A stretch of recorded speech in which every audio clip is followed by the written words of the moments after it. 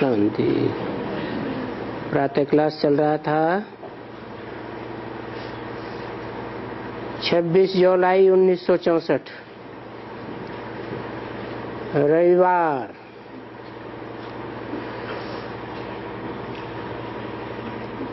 दूसरे पेज के मध्यांत में बात चल रही थी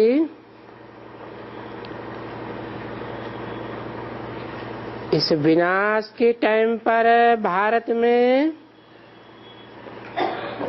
कामाग्नि की वर्षा हो रही है।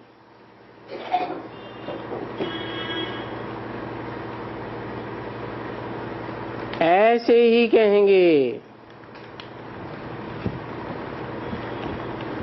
दुनिया में कामाग्नि की वर्षा है तो उसको बुझाने के लिए बाबा कहते हैं कि तुमको याद अग्नि में अर्थात योग अग्नि में रहना पड़ता है। तो देखो, इस योग अग्नि में रहने में कोई तकलीफ है तुमको?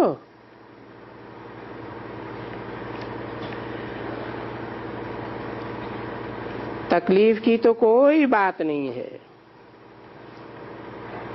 कुछ भी नहीं, और कोई डर की बात भी नहीं है।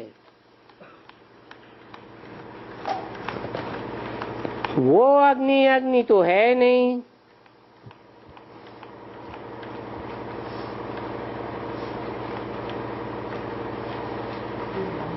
बरोबर बम्बोक को आग लगनी है और उस आग से कोई तुम पावन नहीं बनते हो।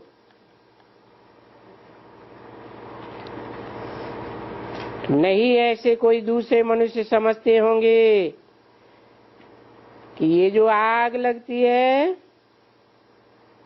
इस आग के कारण वो जो होलिका होती है ना, वैसे ही कोई आत्माएं पावन बन जाती हैं। नहीं, जो बाकी हैं उनको तो पापों की सजाएं खानी पड़ती हैं। और तुम इस अग्नि को पार करके याद की अग्नि से तुम सीताएं पवित्र बन रही हो।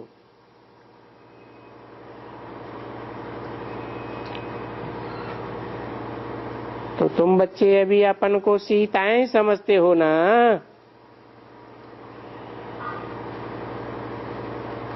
तुम्हारी अग्नि परीक्षा हो रही है ना।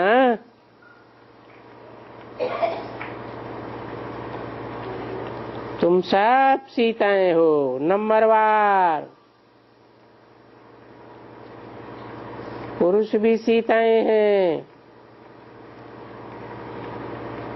क्योंकि वो भी बंधन में है। सीता का अक्षर आराम से लगता है। राम है एक जो सबका सदगति दाता है, और राम की सीताएं तो गाई गई है ना। तो देखो,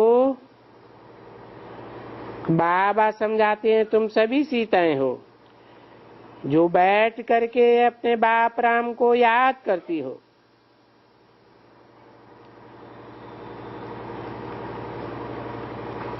कहा जाता है एक तुम्ही दूसरा न कोई। अब ये सब तो सीताएं नहीं बनती है ना।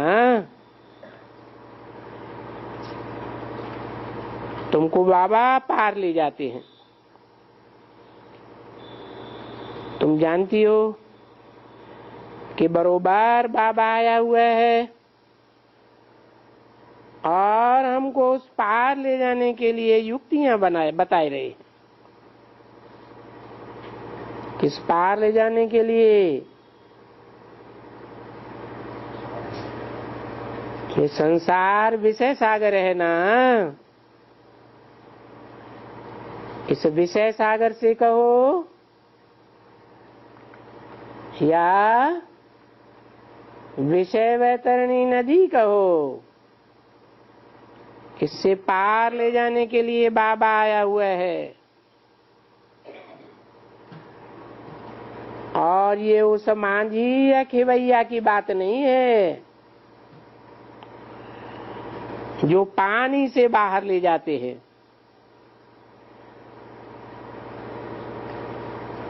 तुम बच्चियां तो यहाँ याद में रहती हो, ये याद की यात्रा कही जाती है। विषय सागर से अमृत सागर है या क्षीर सागर में जाने के लिए। अब बताओ तुमको मेहनत क्या करनी पड़ती है। हम याद में रहते हैं, याद में रहते रहते फिर क्या होगा। इस विषय सागर से या विकारी दुनिया से, इस कुंभी पाक नद से तुम आप ही पार जाते हो। पार ले जाने के लिए कोई थप्पड़ बप्पड़ नहीं लगाते हैं, कुछ भी नहीं, ना ही तुम्हारा कोई हाथ पकड़ा जाता है।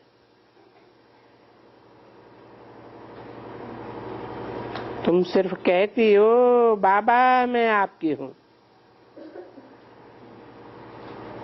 कोई हाथ आदि पकड़ने की दरकार नहीं। ये तो बुद्धि रूपी हाथ की बात है।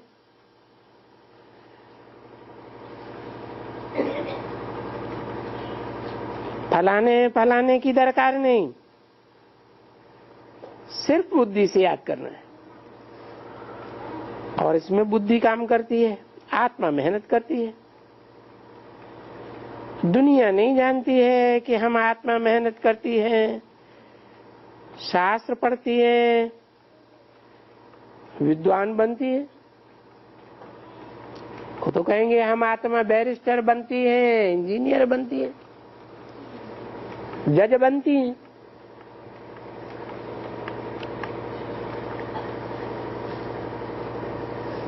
ऐसे तो तुम कोई कभी नहीं कहते हो। 26/7/64 की वाणी का 3रा पेज। इस समय में सिर्फ तुम बच्चियां जानती हो कि हम आत्मा सो बाप को याद करते हैं।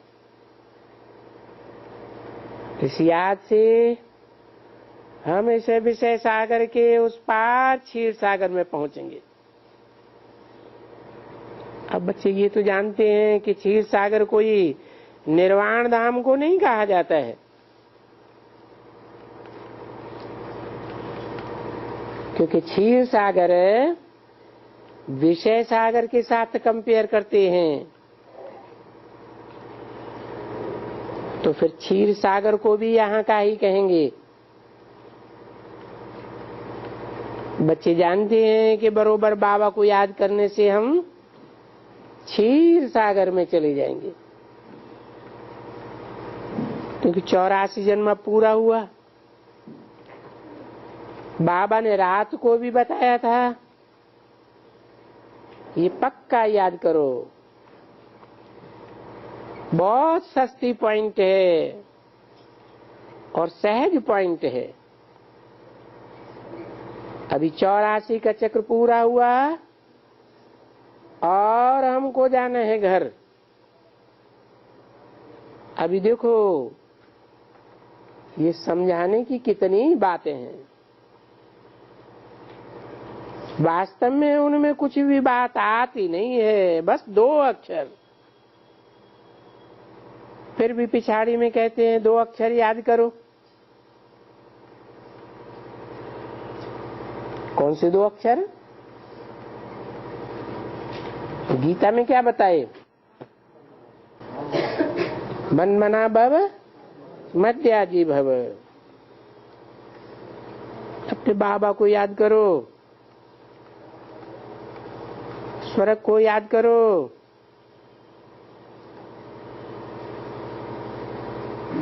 अभी कहाँ भी ऐसे लिखा हुआ नहीं है कि कोई 84 का चक्र पूरा हुआ। तब फिर बाप आते हैं और कहते हैं कि अभी वापस चलना है, याद में रहो और कोई तकलीफ नहीं। कि तो बैठ करके खेवैया है, बागवान है, इस बात का माली है, ये बहुत करके कितने नाम दे दिए हैं, बाकी कोई तकलीफ तो है नहीं। ये सब जो भी है ये महिमा की बातें हैं, बाकी है कुछ थोड़े ही। बाप कहते हैं मीठे बच्चे, लाडले बच्चे, सिर्फ याद करो तो निर्वाण धाम से होते हुए तुम क्षीर सागर में यहाँ आ जाएंगे, क्योंकि यहाँ क्षीर से घी मिलता है ना।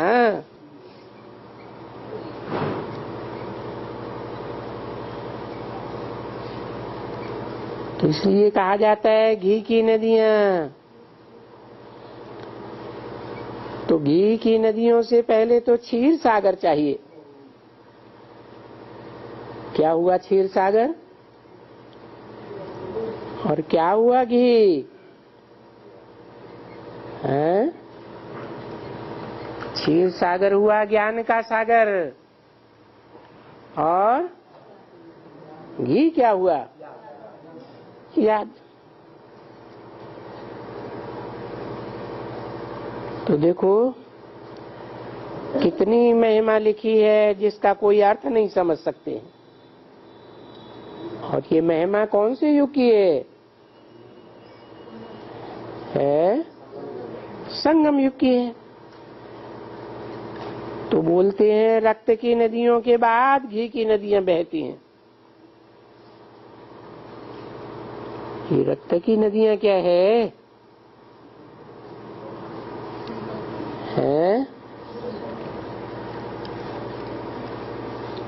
एक तरफ कहते हैं कोई तकलीफ नहीं है और दूसरी तरफ कहते हैं रक्त की नदियां बहती हैं,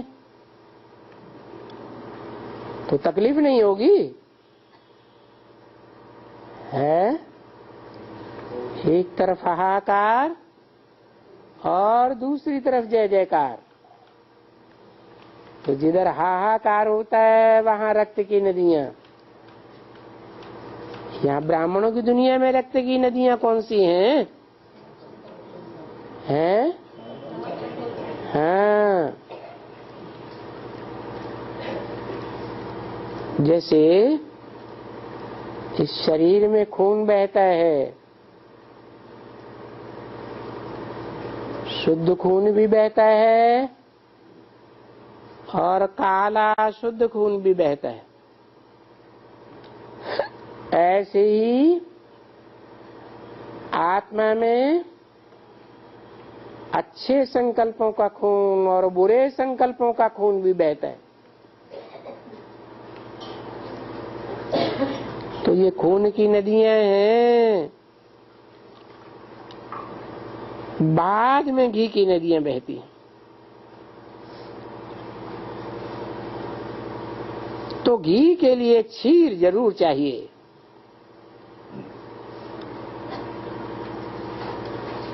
कौन सा क्षीर है? ज्ञान का क्षीर चाहिए, नहीं तो घी कहाँ से आएगा? इसलिए क्षीर सागर चाहिए, तब घी की नदियां बहें। क्षीर सागर में किसे दिखाते हैं? विष्णु को दिखाते हैं। कहते हैं ये विष्णु ही परम पद है। तो क्या कोई एक विष्णु की बात है? नहीं। जैसे एक अर्जुन नहीं है, एक युधिष्ठिर नहीं है, एक भीम नहीं है, सब नंबरवार हैं।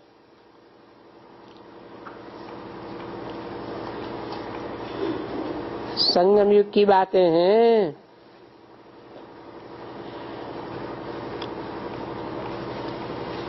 जिनकी महिमा की गई है, तो अर्थ में डिटेल में जाना चाहिए।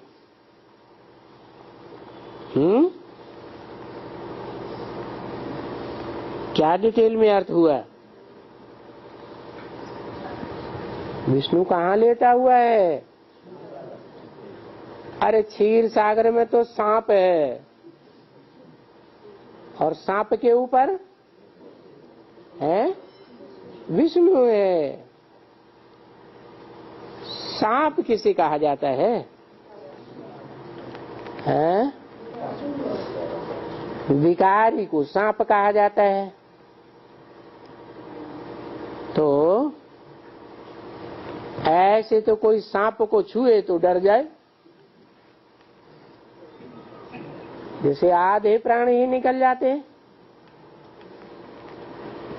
और वहां जिसको परम पदधारी कहा है, वो किसके ऊपर लेटा हुआ है? सांप के ऊपर लेटा हुआ है। और ऊपर दिखाते हैं वो सर्प ही उनकी रक्षा करता है, छत्र छाया के मुआफिक। तो जब तक क्षीर सागर नहीं होगा तो घी कहां से आवेगा? याद के घृत की बात है, ऐसी स्टेज बनाने की बात है। कैसी? जो कहते हैं 100 बगुलों के बीच एक हंस अपनी मस्ती में रहे।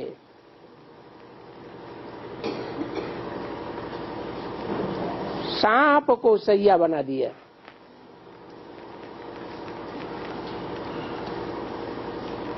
कहते हैं यहाँ रक्त की नदियां बहती हैं, फिर सतयुग में घी की नदियां बहती हैं। भक्ति मार्ग में भगवान के रूप में लक्ष्मी नारायण को भी क्षीर सागर में दिखाया। तो है ना बरोबर? वो है विषय सागर, कलयुग, सतयुग है जैसे क्षीर सागर। तो कितना फर्क है रात दिन का। उनको दिख कहा जाता है। और दूध तो बच्चे भी मां से पीते हैं कि दूध की कितनी महिमा है। तो बाप बैठ करके सिर्फ कहते हैं कि जो पिया के साथ है उनको बैठ करके सन्मुख अच्छी तरह से समझाते हैं। किनको समझाते हैं? सन्मुख किसको समझाते हैं? किसको समझाते हैं? जिनका बुद्धि योग एक बाप के साथ है। यहाँ कितनी महिमा, कितनी बातें, कितने शास्त्र बनाए हुए। उन सब को पढ़ने करने से इतना हम गिरते आए। बरोबर विषय सागर में जाकर पढ़े, पढ़ते पढ़ते गाते गाते बरोबर ये भारत के जो लक्ष्मी नारायण थे वो यहाँ क्षीर सागर में रहते थे। घी की नदियां बहती थी, इतनी सस्ताई थी। ऐसे अभी तुम कहेंगे वहां कोई घी का दाम लगता होगा क्या? वाह! अभी इसी लाइफ में जो 80-85 वर्ष वाले बुढ़े हो गए हैं वो तो 1 रुपया 4 आना मलाई का निकाला हुआ फर्स्ट क्लास घी, फर्स्ट क्लास मक्खन लेते थे। पता है उनको अभी कितना वर्ष हुआ होगा जब तुम स्थापना किए? 37 में रुपया 4 आना। वो रोज मलाई का घी निकालते थे और घर में पहुंचा देते थे। अभी देखो घी कितना महंगा हो गया है। कितना?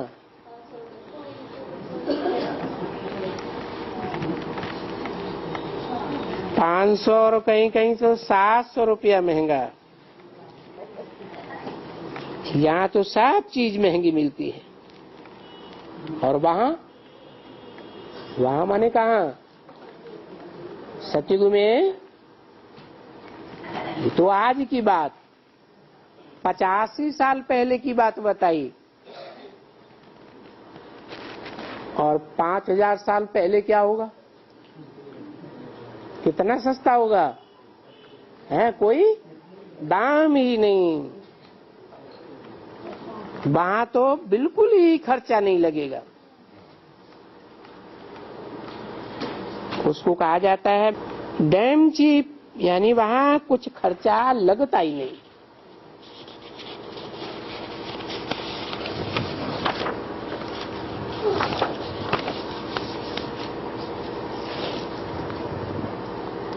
इतना था धन सबको मिल जाता है। 26/7/64 की वाणी का 4था पेज। तो अभी धन के ऊपर भी तो खुशी है ना। जितना धन इतनी खुशियां, क्योंकि यहाँ तो जितना धन इतना रंज हो जाता है। कहाँ? कलयुग में। और वहां है अथाह धन होता है, अथाह खुशी होती है। यहाँ तो जो गरीब हैं वो फिर भी घर में 2 रोटी खाकर के खुशी से रहते हैं। अरे उन साहूकारों को तो बड़े पाप करने पड़ते हैं, ढेर पैसा इकट्ठा करने के लिए। आजकल बड़े बड़े जो भी हैं ऑफिसर्स लाइसेंस देते हैं, फलाना देते हैं, इतना रिश्वत खाते हैं, इतना पैसा लेते हैं, बात मत पूछो।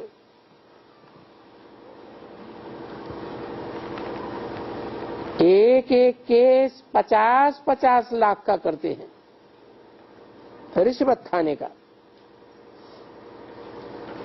जो लोग अखबार पढ़ते हैं, जो पढ़े लिखे हैं, वो जानते हैं कि करोड़ों रुपया खा जाते हैं। फिर उनके ऊपर केस चलते हैं। पैसे के लिए मनुष्य को कितना पाप करना पड़ता है, कमाई के लिए भी कितना पाप करना पड़ता है। तो इसको कहा ही जाता है ड्रामा के अनुसार। और तुम बच्चे तो जानते हो कि बरोबर ये बुद्धि भी कहती है ये कलह कलेश का युग पाप की दुनिया है और सतयुग पुण्य की दुनिया है। कलह युग में पाप आत्माएं रहती हैं और सतयुग में पुण्य आत्माएं रहती हैं। जब पुण्य आत्माएं रहते हैं तो वहां थोड़े रहते हैं, सिर्फ देवी देवता धर्म वाले रहते हैं। देवी देवता धर्म वालों के सिवाय और तो कोई वहां रहता ही नहीं है। अभी देखो तुम्हारे आगे सारा संसार सरसों के मिसल भरा हुआ है और तुम इस संसार को देख देख, इसको जान, इस ड्रामा की आदि मध्य अंत को जान, कितने हर्षित रहते हो। नाटक में मनुष्य बैठ करके देखते हैं तो हर्षित होना चाहिए ना। अभी तुम्हारे मिसल कोई की बुद्धि इतनी विशाल नहीं बनी है, इतनी बेहद की बुद्धि कोई की भी नहीं बनी है जो समझे।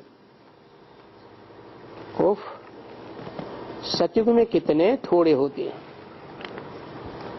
अभी जबकि पार्ट आकर के पूरा हुआ है, सभी एक्टर्स का अर्थात दैवी धर्म के, इस्लाम धर्म के, बौद्ध धर्म के, क्रिश्चियन धर्म के आदि आदि, देखो वैरायटी धर्मों का झाड़ याद आ जाता है। अभी तो सरसों के मिसल मनुष्य हो गए हैं, जबकि कलयुग से सतयुग होगा उसमें 1% मनुष्य भी नहीं रहते। तो रहते हैं, कितने परसेंट रहते हैं?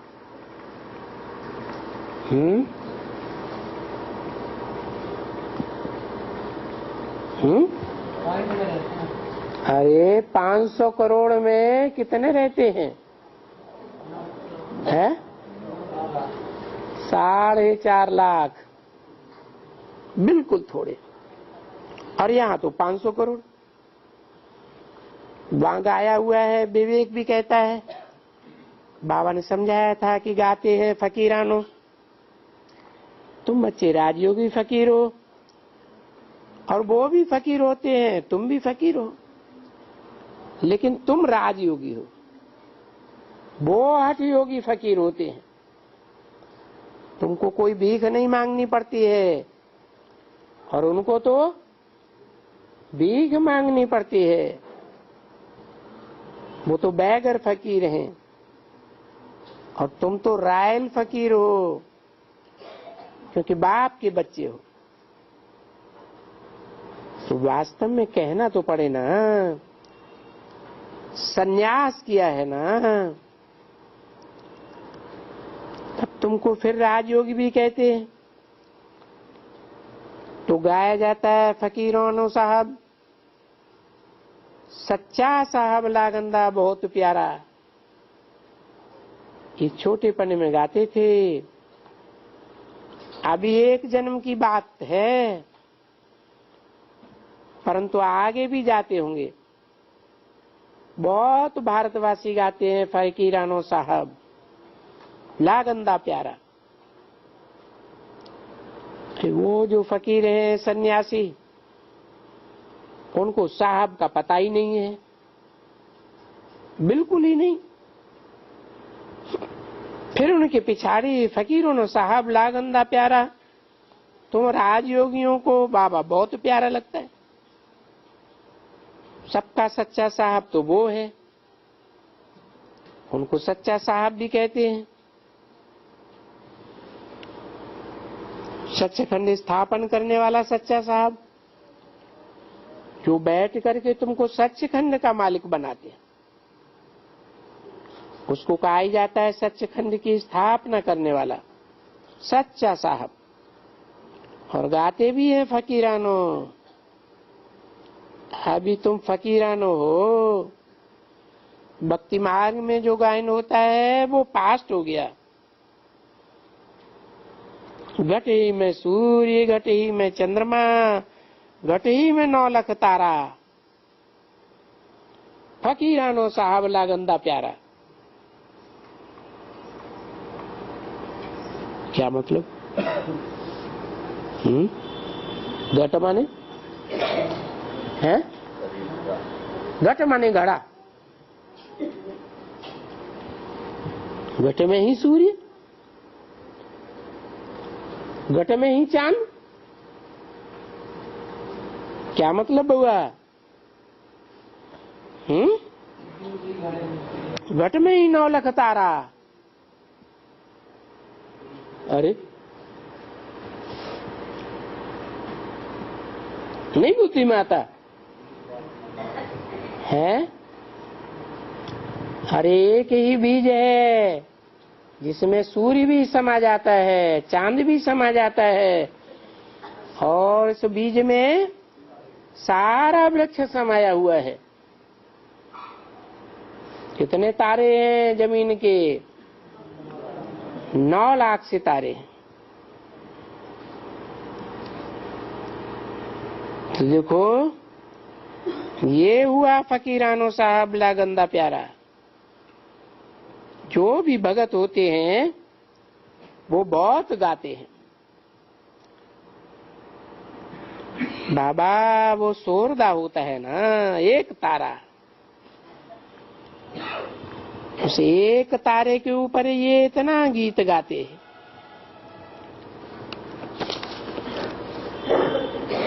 अर्थ का पता भी नहीं, ऐसे ही गाते रहते। कौन सा तारा? भोर का तारा। कुरान में भी कह दिया वो क्या है? भोर का तारा है। कौन सा तारा है? अरे जो अपनी जगह स्थिर रहता है और सब तारे अपना अपना स्थान छोड़ देते हैं, उसके चक्कर काटते रहते हैं, तो वो तो जानते ही नहीं है, ऐसे ही गाते रहते हैं। 26/7/64 की वाणी का 5वां पेज। बरोबर सतयुग में तुमको झाड़ का थोड़ा अंदाज जरूर होगा। तो साहब तुमको प्यारा है, प्रीति है तुम्हारी साहब के साथ। गाया भी जाता है विनाश काले साहब की भी कभी बुद्धि, और तुम्हारी साहब से जो है राजयोगी वो है प्रीति बुद्धि। तुम बच्चे पक्के फकीर हो, तुम पहले पक्के फकीर हो, क्योंकि देह अभिमान भी तुमको नहीं। तुम पूरे फकीर, सच्चा फकीर उनको ही कहा जाता है जिनको देह अभिमान भी नहीं होता। सब छोड़ दिया, बाकी कुछ रहा? देह अभिमान छोड़ने के बाद बाकी कुछ रहा? कुछ भी नहीं। बाकी कहेंगे आई एम आत्मा, बस, और कुछ भी नहीं। ये भी कथाएं हैं थोड़ी थोड़ी कि स्त्री ने पति को बोला तुम्हारे लिए वो बोला ये सब छोड़ दे सहित ये लाठी भी उठाओ, हटाओ। बोलता है ये लाठी वाठी का है कि? तो बोली देह सहित अभिमान छोड़ दो और फिर अपन को आत्मा समझ करके सच्चे साहब को याद करो। तो सिर्फ तुम ही यहाँ हो। सन्यासी को फकीर कहते हैं ना।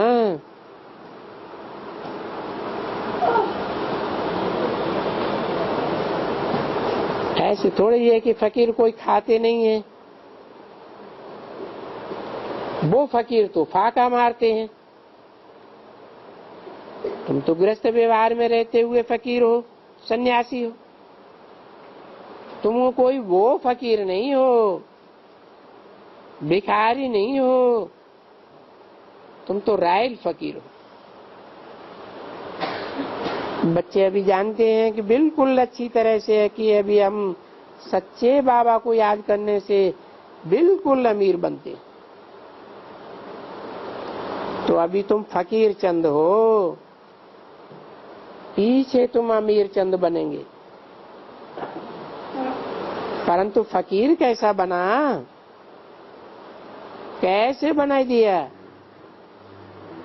देह से सब कुछ दे दिया, बाकी खाली हो गया। उसको कहा जाता है फकीर। तो तुम फकीर कोई फाका नहीं मारते हो, वहां शिव के भंडारी से आए हो, तो तुमको कोई फाका मारना पड़ता है? नहीं, तो तुम तो राजयोगी हो, वो हठ योगी है। वो अपनी जबान को वश में करने के लिए बहुत जो आएगा वो खाते हैं। देखो तुम जानते हो जंगल में कंदमूल फल होते हैं, आगे तो बहुत सस्ताई थी। जंगल में जाओ तो क्या मिलता है? वहां तो केरी मिलती है, चेरी मिलती है, जामुन मिलता है, दूसरे कंदमूल भी होते हैं। आजकल अखबारों में भी लिखते हैं कि दुक्कड़ तो बहुत हैं, तो हम क्यों नहीं पहाड़ों से ये कंदमूल जो आगे ऋषि मुनि खाते थे उनकी खोज करके और फलानी जगह में हो तो वो भी अभी ले आना चाहिए। उनको तो सब कुछ घर बैठे मिलता था, जबकि वो सन्यासी ताकत में थे। अभी तो तमो प्रधान बन गए हैं।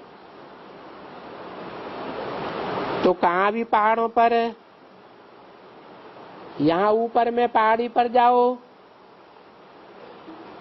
इस तरफ में तो बड़ी ऊंची कुटिया बनी हुई है। भला इतना ऊंचा क्यों जाकर बनाई है? क्योंकि उनको बुद्धि में है हमको ऊंचा जाना चाहिए, कुटिया भी ऊंची बनानी चाहिए। क्योंकि इस ज्ञान को तो वो समझते नहीं है कि हमको ऊंचे से ऊंचा कहाँ जाना है। हमको जाना है अपने पूर्व के देश। तुम जानते हो कि बाबा लेने आया हुआ है और दूसरे सन्यासियों को कोई लेने वाला थोड़े ही आते हैं जो उनको ले जावे। तो देखो बाप को गाया भी जाता है कि बाप लिबरेटर है, यानी इस रावण के 5 विकारों रूपी जेल से छुड़ाने वाला है। अभी तो सब चीज से छुड़ाने वाला है, गुरुओं की जंजीरों से भी छुड़ाने वाला है, भक्ति मार्ग के अनेक कर्म कांडों बंधनों से भी छुड़ाना है। देखो तुम छूट करके भागे ना, सभी बंधनों से बिल्कुल ही छूट गए। इसको कहा जाता है सबसे लिबरेट करते हैं। क्योंकि सुख और शांति तो बाप ही स्थापन करेगा।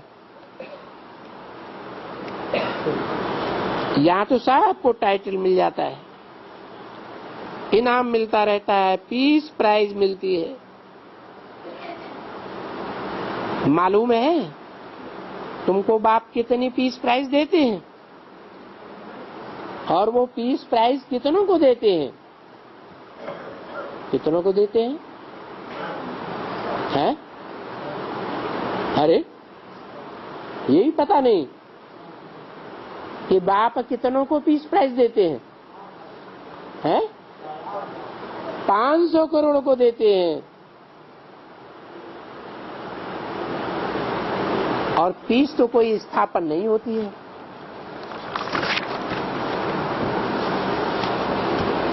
कोई स्थापन कर भी नहीं सकते हैं। 26/7/64 की वाणी का 6ठा पेज। बाबा समझते हैं कि नेहरू को भी पीस प्राइज मिली हुई होगी। जो बड़े बड़े नामी ग्रामी हैं उनको पीस प्राइज मिलती है।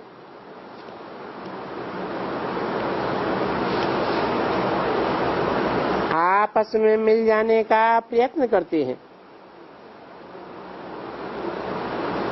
अभी आपस में तो ये हिंदू मुस्लिम सिख ईसाई कोई मिलने वाले है ही नहीं। आपस में युक्ति रचेंगे, मिलेंगे। अभी ये जो बॉम्ब्स बनाए हैं उनको कहो कि ये सब जाकर के दरिया में डाल दो, पीस स्थापन करनी है सारी दुनिया में।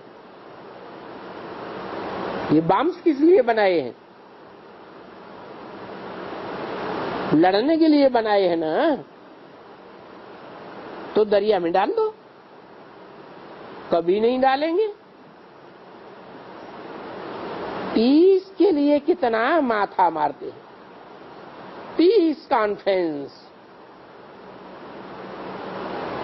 जितना जितना वो पीस का प्रयत्न करते हैं, इतना ही आपस में लड़ मरने के लिए नजदीक होते जाते हैं।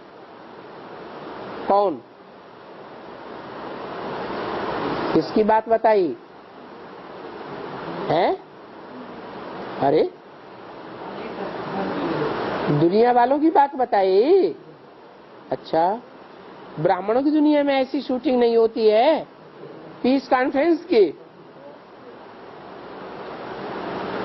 अभी ये तुम बच्चे जानते हो, क्योंकि इनको तो लड़ना मरना जरूर है। जितना जितना कोशिश करेंगे, इतना ही इतना इनके झगड़े बढ़ते जाएंगे। कितना भी कोई पुरुषार्थ करे, क्योंकि तुम जानते हो ड्रामा में मौत तो है ही। विनाशकाले विपरीत बुद्धियों का साहब का मौत है, क्योंकि साहब को तो कोई जानते ही नहीं है। तो जानते हो कि विनाशकाले यादवों का कौरवों का विपरीत बुद्धि हुई। अभी विनाश काल है ना,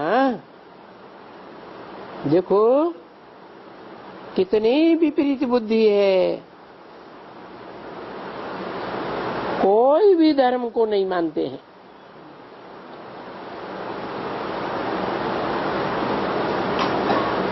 नहीं मानते हैं तो भी खुश तो होते हैं, क्योंकि ये धर्म की जिद पर तो है नहीं कि दूसरे धर्म वाले कोई भी हमारे इस भारत में ना रहे। इनके पास वो नहीं है, इसलिए इनको कहा जाता है कि भाई ये धर्म को ना मानने वाले हैं, जो चाहे सो आकर के रहें। यहाँ भारत में सबके लिए छूट है, क्योंकि उनको न रिलीजन का मालूम है, न स्थापन करने वाले का मालूम है। समझते हैं सब एक हो जाएंगे, तो इनको बहुत मान देते हैं, परंतु बोलते रहते हैं धर्म धर्म धर्म। हर एक का अपना अपना धर्म, अपनी रस्म रिवाज। ऐसे थोड़े ही है कि सभी की एक रस्म रिवाज हो सकती है। क्रिश्चियंस की रस्म रिवाज अपनी, मुसलमानों की रस्म रिवाज अपनी, हिंदुओं की अपनी नहीं हो सकती है। एकता तो हो ही नहीं सकती। एकता होती है सतयुग में, क्योंकि वहां एक धर्म है। भारत और भारतवासी बहुत याद करते हैं किसको? उसको जो एक धर्म, एक राज्य, एक भाषा, एक कुल, एक मत की स्थापना करते हैं।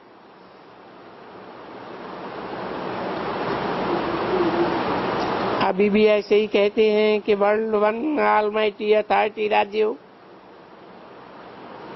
अब ये भूल गए हैं कि बरोबर 5000 वर्ष पहले यहाँ भारत में एक ही राज्य था और कोई भी खंड नहीं था।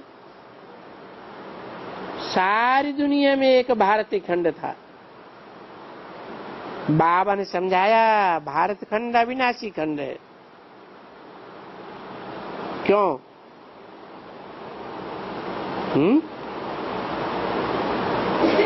और दूसरे दूसरे जो खंड हैं, क्रिश्चियन खंड, मुस्लिम खंड, इस्लामी खंड, बौद्धिक खंड, ये अविनाशी क्यों नहीं है? ये समुद्र के गर्त में क्यों समा जाते हैं? भारत खंड का कभी विनाश नहीं होता है। क्यों नहीं होता?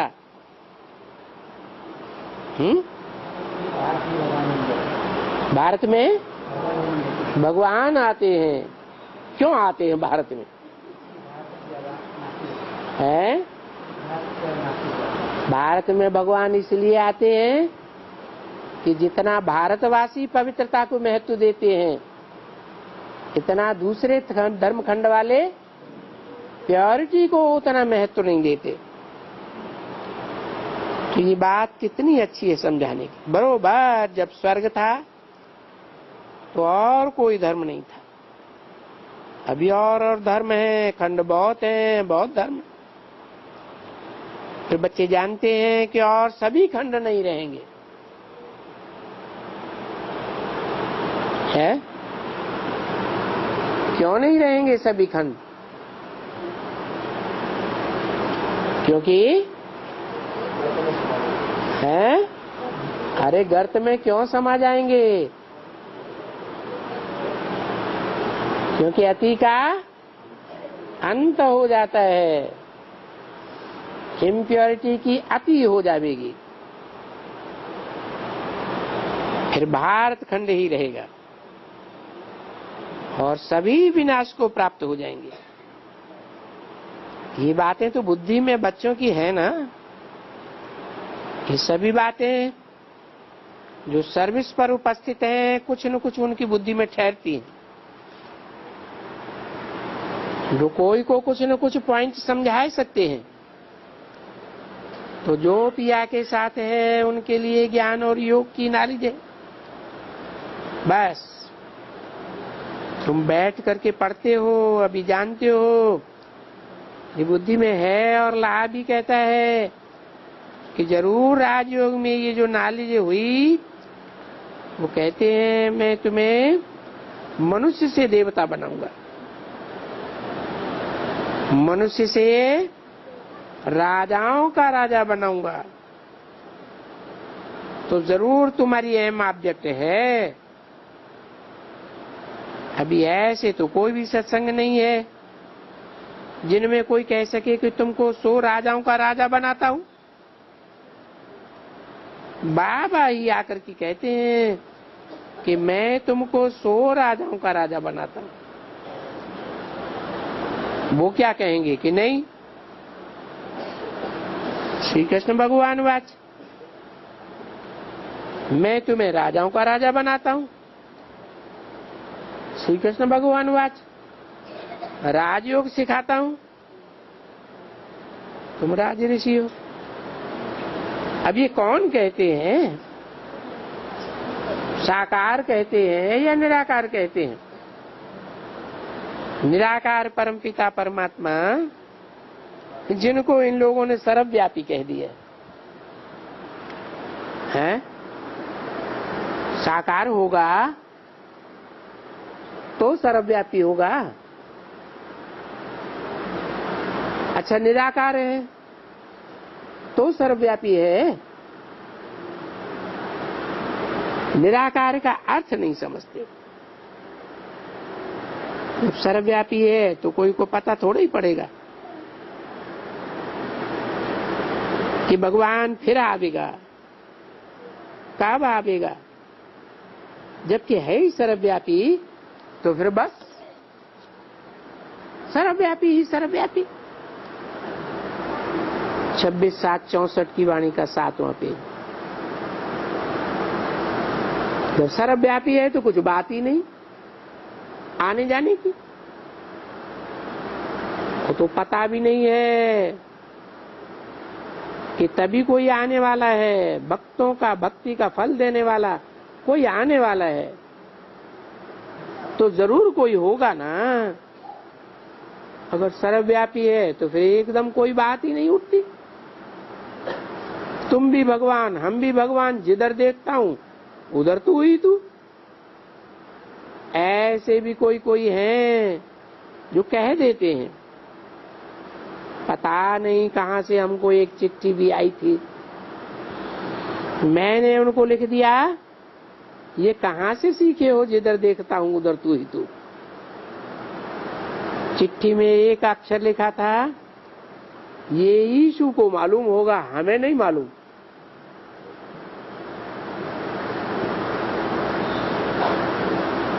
उनका नाम था नरसिंह बॉम्बे का। अभी वो बेचारा याद बहुत करता है।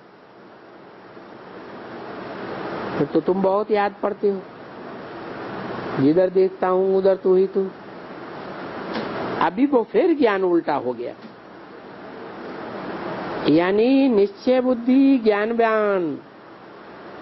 परंतु वो बेचारा खुशी का मारा कहता है, बाबा मैं तो बहुत याद करता हूं, लेकिन बंधन बहुत है। कितना बेचारे को बंधन पड़ा हुआ है, लंबा चौड़ा। नाम ही है नरसिंह और शरीर भी इतना लंबा चौड़ा है। पहले कहते थे बहुत भगवान भगवान, अभी बहुत याद भी करता है। परंतु बेचारा स्त्री को वो न देने के कारण स्त्री भी बेचारी रोती रहती है कि हमारे पति को ये ब्रह्मा कुमारियां ले जाएंगी, फिर तो हम विधवा बन जाऊंगी। तो बस रोती रहती है, डर लगा रहता है। बेचारा यहाँ आ भी नहीं सकता है। लिखता था, मम्मा के साथ बुलाऊंगा अथवा मैं आऊंगा। परंतु वो स्त्री रोती है तो कहता है मुझे तरस भी पड़ता है, इसलिए आपको मैं याद तो करता हूं, जिधर देखता हूं उधर आप ही मुझे याद पड़ते हो। तो बाबा ने लिख दिया, ये तुम्हारी बुद्धि में कहां से आया कि जिधर देखता हूं उधर बाबा ही देखने में आता है। क्योंकि कोई वक्त में किसको कह देवे तो वो बोलेंगे ये तो सर्वव्यापी का नाम ज्ञान मार्ग में उठा ही लिया है। तो देखो है ना बरोबर, माया और गाया हुआ है कि बरोबर इस रुद्र ज्ञान यज्ञ में असुरों का बहुत ही विघ्न पड़ा। अभी तो तुम जान गए हो कि कैसे विघ्न पड़ते हैं, कितना कितना अबलाओं के ऊपर विघ्न पड़ते हैं। फिर अबला पुरुषों को भी तो विघ्न डालती है, ऐसे नहीं कि पुरुषों को विघ्न नहीं पड़ते हैं। पुरुषों को थोड़े विघ्न और अबलाओं को बहुत विघ्न, क्योंकि छूटने के लिए मेहनत अबला ही करती है। तो जरूर बहुत हैं, इसलिए बहुतों के ऊपर बहुत किस्म के विघ्न पड़ते हैं। उनको इतने विघ्न नहीं पड़ते हैं जितने इनको। फिर मारपीट भी बहुत पड़ती है। स्त्री कोई विरला निकलती है जिनको सूपनखा और पूतना कहा जाता है। पूतना का अर्थ है विकार के लिए तंग करती है, माना पूतना नाम क्यों पड़ा? पूत माने पवित्र, ना माने नहीं, जिसकी आदत पड़ गई है अपवित्र रहने की। जरूर पूर्व जन्म में क्या रही होगी, है वैश्या रही होगी, तो आदत खराब हुई पड़ी है, उन्हें कहते हैं पूतना। फिर नाम निकलता है सूपनखा, जो उनको मारेगी पीटेगी, यहां वहां कहीं भी जाने नहीं देगी। तो ऐसे भी नहीं कहती है कि हमको भिख मिले, भले भिख ना दो, पर जाओ कहीं भी नहीं।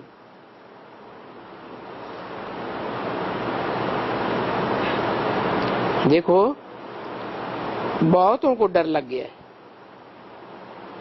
पहले पहले भट्ठी बनी है ना, उनका डर देखो कितना चल रहा है। अभी तक भी वो डर पिछाड़ी तक भी, क्योंकि बाप आकर के ये विष का जो नशा रहता है, विष का नशा उससे छुड़ाते हैं। 60-60 वर्ष के बुढ़े हो जाते हैं, 60, 70, 80 वर्ष के बुढ़े बुढ़े भी विकार में जाते रहते हैं। ये वानप्रस्थ तो गाया हुआ है, क्योंकि वानप्रस्थ माना ही 60 वर्ष। 60 वर्ष के बाद फिर तैयारी करनी है वाणी से परे जाने की। कोई न कोई को पकड़ना होता है, क्योंकि फिर बच्चे को दे दिया बिल करके, फिर वो ईश्वर से मिलने के लिए जो कुछ पाप किया वो पाप कटने के लिए फिर सत्संग करते हैं। सत्संग असल में करते ही थे जबकि वानप्रस्थ अवस्था होती थी। जब पुरुष वानप्रस्थ अवस्था में गया तो घर में बैठी हुई इनकी स्त्री भी वानप्रस्थ अवस्था में हो गई, परंतु वो गुरु कर लेते हैं और उस विचारी को गुरु करने का हक नहीं है।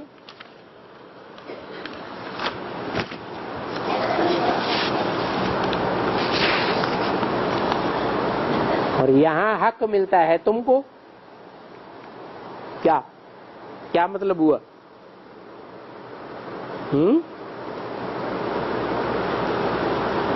गुरु करने का यहाँ हक मिलता है तुमको।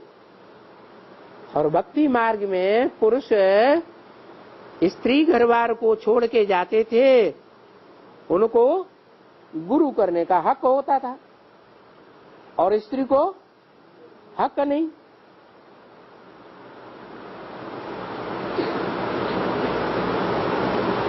तो ये शूटिंग कहाँ होती है? कैसे है?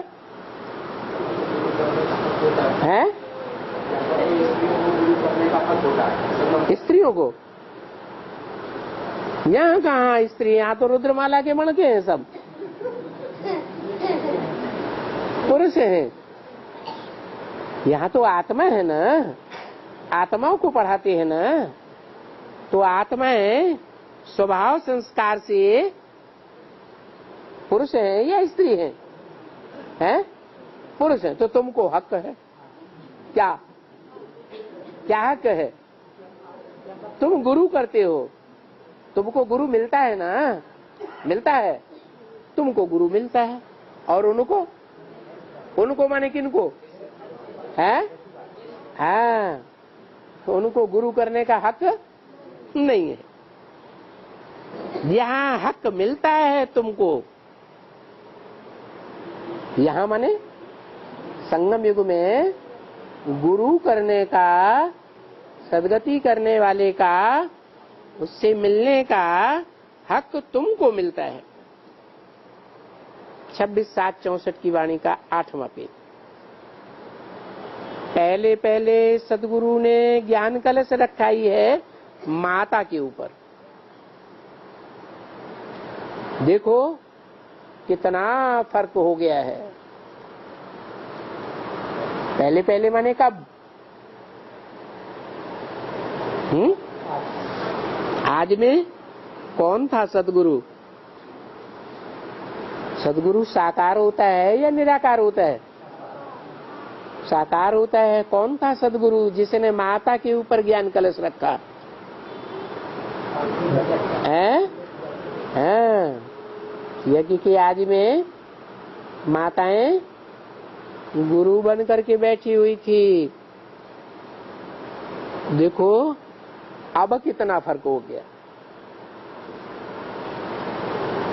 बच्चों को ये तो अच्छे अच्छे राज समझाए गए हैं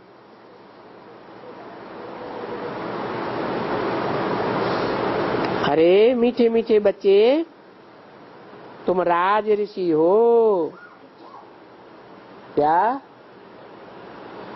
तुम राज ऋषि हो और वो हठयोग ऋषि हैं।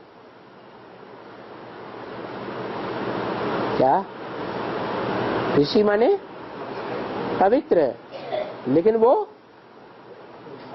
हठ ठाने हुए हैं। क्या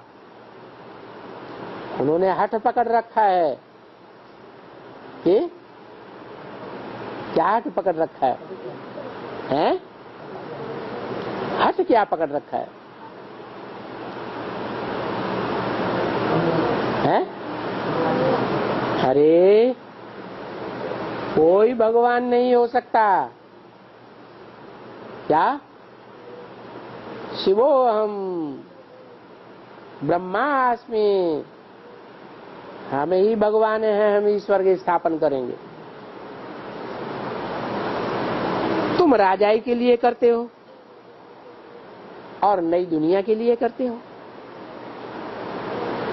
ये तो सिद्ध हुआ मृत्यु लोक में पुनर्जन्म लेना खत्म होता है, और अब हमको अमर लोक में पुनर्जन्म लेना है। और अमर लोक होता ही है सतयुग में। जो सतयुग में होगा सो सतयुग में ही जन्म लेगा। ये क्या बात? अभी क्या है? अभी सतयुग है? क्या है? हैं? अभी भी तो कलयुग है, तो कहाँ जन्म मिलेगा? कलयुग में शरीर छोड़ेंगे तो कहाँ जन्म लेंगे? फिर सतयुग कैसे आएगा? है? हाँ हाँ, अभी कलयुग में शरीर छोड़ेंगे तो कलयुग में जन्म होगा, और सतयुग तो है ही नहीं, तो सतयुग कैसे आएगा? हर सतयुग में हम जन्म कैसे लेंगे? सतयुग में शरीर कैसे छोड़ें जो सतयुग में जन्म ले? अरे हर आदमी के अपने वाइब्रेशन होते हैं, जिसके अंदर सत संकल्प ही चलेंगे तो उसके वाइब्रेशन कैसे बन जाएंगे? हैं? सत्य वाइब्रेशन बन जाएंगे। वो सदैव सत्य वाइब्रेशन में ही रहेगा, तो कहाँ जन्म लेगा? सतयुग में जन्म लेगा। अमरलोक और मृत्युलोक। कलयुग है मृत्युलोक, सतयुग है अमरलोक।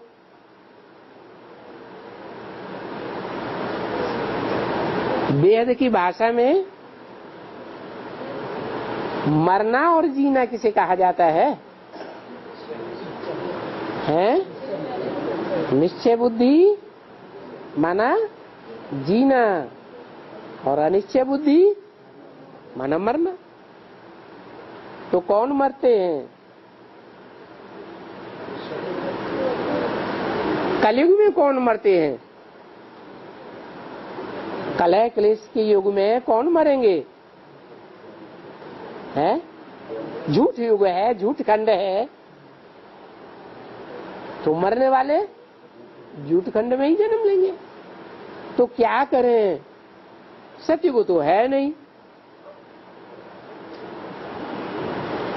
कैसे मरे सतयुग में? क्या तरीका है?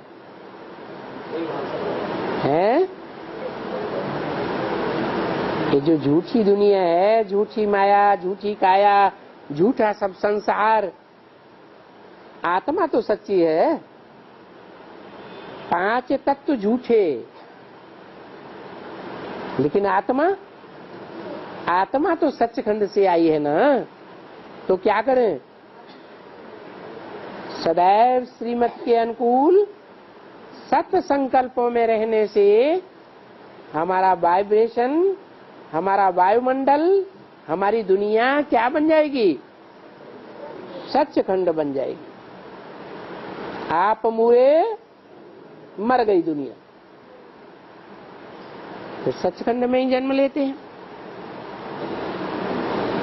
तो अमरलोक में ही हमको पुनर्जन्म लेना है, और अमरलोक होता ही है सतयुग में।